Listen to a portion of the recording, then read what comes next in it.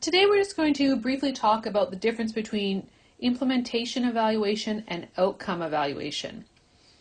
Implementation evaluation answers the question, have the program activities been implemented as intended? Whereas an outcome evaluation answers the question, have the goals of the program been achieved?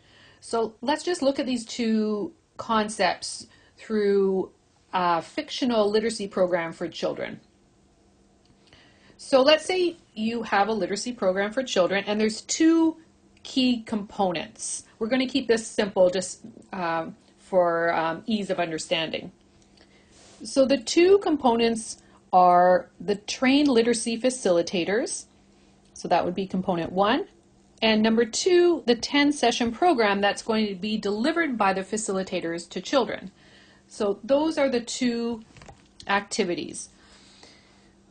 An implementation evaluation would look closely at these two activities to understand to what degree have the facilitators received the training as it was intended. So, for example, did they get all the materials in the training? Did everyone participate in the training? Or did some people show up for part of the training, others didn't get the training? And did they understand the training? Did they feel pretty confident at the end that they could implement it? Or were there still a lot of questions by the end of the training that would lead to some problems actually implementing the program? So we want to know that level because they are the foundation for delivering this program. Then we also want to know if there's a 10-session program, are children actually getting the 10-session program? Or are they getting some of the sessions because there was a lack of time, or the sessions were cut short, or certain materials weren't used? So these two items need to be carefully looked at.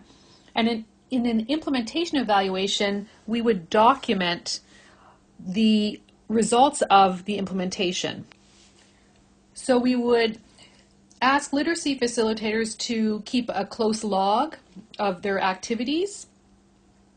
We might do surveys with them as time goes by to reassess whether they feel the training was adequate. We would have also done surveys at the training. So this would require a careful setup prior to starting so that everything gets documented and we can really see what happened in those two components. We might also do interviews with facilitators, and we might also do interviews or surveys, depending on the age of the children, to see whether they enjoyed the program or were they kind of disengaged from the activities. So this all kind of gets to the implementation of how it was rolled out. And then now let's look at two potential outcomes, which are goals that we hoped that the program would achieve.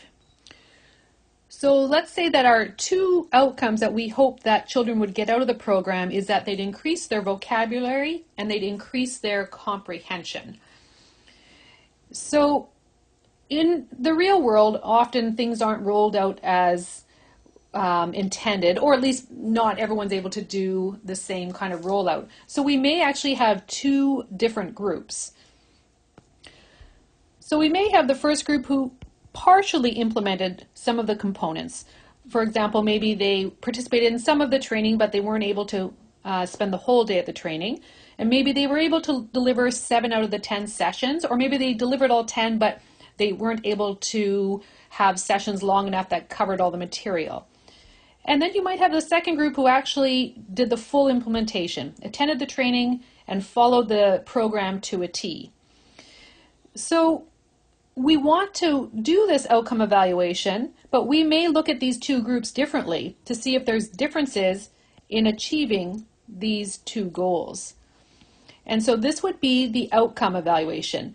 Now the reason this work here is so important is once we get the results from these two groups, so we'd use the same tools, and then we would loop back to see what happened here that made a difference, if anything made a difference. One possibility is that we find no difference. So then we have to look back at the program to see, well, maybe there's challenges with the program design that actually the program adds no benefit compared to what normally happens in other literacy programs, or just in the regular classroom. Or maybe we find that if it's fully implemented, children make huge gains, and partially implemented, they make fewer gains. So this may speak to the strength of the program. Or even still, we may find that actually the partially implemented program had better results than fully implementing. And that's why then it's really critical to go back here and see what happened. Maybe in this group they were using different materials, but they were much more engaging. Maybe they switched out some of the activities for games.